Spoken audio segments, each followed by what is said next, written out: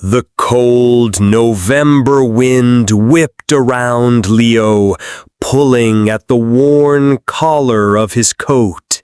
It was a wind that felt like loneliness, sharp and unforgiving. Every day since his wife, Martha, had passed, he walked this path, a trail etched with memories that now only brought a quiet ache. But today, something broke the rhythm of his grief. A dog emerged from the rust-colored ferns. It wasn't a bounding, happy creature.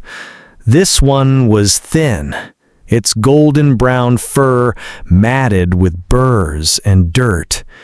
It moved with a strange, deliberate urgency, and in its mouth it held a piece of bread. Leo stopped. The dog didn't bark. It didn't growl. It walked right up to him, gently placed the slice of bread at his feet, and then backed away, its eyes wide with a desperate, silent plea. It was the most bizarre offering he had ever witnessed. This wasn't a dog begging for food. This was a dog giving it. He stood frozen, confused. "What is this?" he murmured. The dog whined softly, a sound that pierced the cold air, and nudged the bread with its nose, pushing it closer to him. Then it turned, took a few steps, and looked back, its entire body language screaming, "Follow me!" A flicker of something other than sorrow sparked in Leo's chest. Curiosity. He hesitated for only a moment. He left the bread on the ground and took a tentative step forward. The dog, seeing his movement, immediately led the way, its tail giving a single hopeful wag. It led him away from the familiar path, deeper into the woods, through thorny bushes that snagged at his trousers.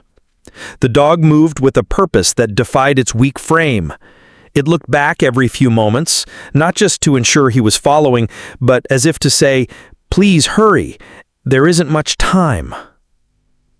They finally arrived at a place Leo hadn't seen in years, an old, dilapidated pump house, its windows shattered and its door hanging by a single hinge. The air grew colder here, filled with the smell of damp earth and decay. The dog squeezed through a gap in the broken door and disappeared inside. A faint, high-pitched whimpering reached Leo's ears. His heart pounded. He pushed the creaking door open and stepped into the gloom. As his eyes adjusted, he saw her. The mother dog was curled in a corner, and nestled against her belly were 3 tiny, shivering puppies. They were so small, their eyes barely open, nuzzling against a mother who had nothing left to give. He looked at the mother. Her ribs showed starkly beneath her fur. Her body was trembling from exhaustion.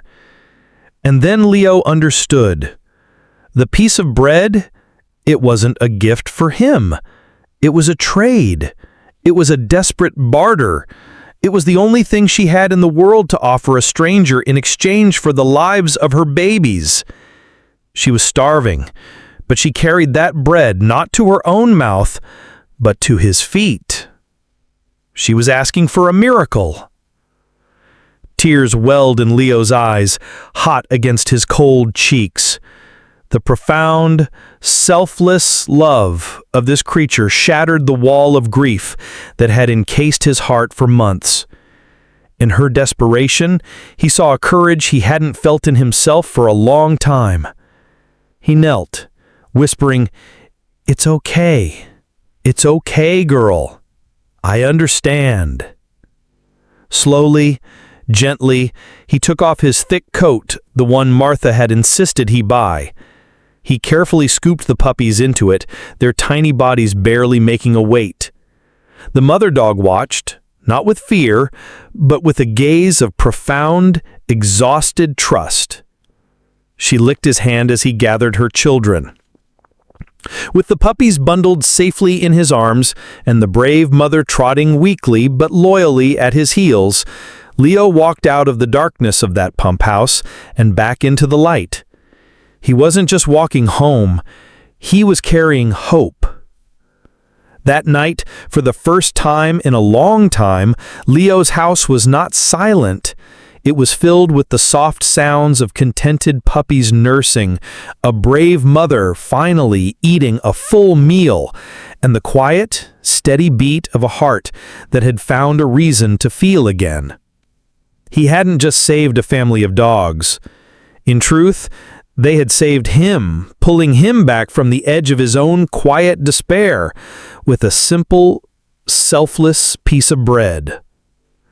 He learned that day that hope is not always a grand declaration, but sometimes it is a silent offering, a trust given in the darkest of moments, a love that refuses to surrender.